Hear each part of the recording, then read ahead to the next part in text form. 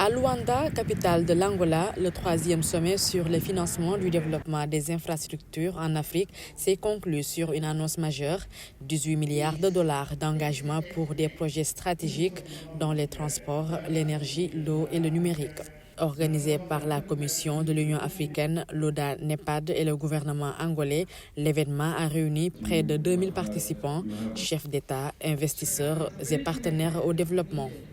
Les discussions ont permis d'identifier 43,9 milliards de dollars d'opportunités d'investissement, dont 25 milliards pour les corridors de transport, 15 pour l'énergie, près de 3 pour l'eau et plus d'1 milliard pour le numérique. Nous avons signé un accord de partenariat avec AMFI pour l'établissement d'un fonds de soutien au financement des infrastructures en Afrique de 1,5 milliard de dollars, donc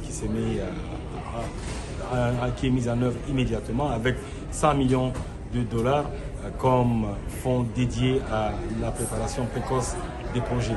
Donc c'est un véritable succès, nous sommes très heureux. En marge des discussions, 3 accords majeurs ont été signés, un fonds d'1,5 milliard de dollars avec l'Alliance des institutions financières africaines, un partenariat avec l'Association africaine de la sécurité sociale pour mobiliser les fonds de pension et un accord avec le consortium Qatar Energy pour accompagner la transition énergétique du continent. La commissaire de l'Union africaine aux infrastructures et à l'énergie, Lerato Matabogue, salue une étape décisive vers une Afrique plus autonome et connectée.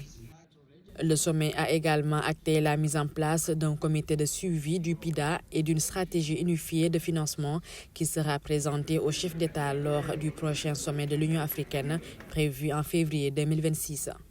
Depuis Luanda, ce sommet marque une nouvelle dynamique continentale pour bâtir les infrastructures de l'Afrique de demain.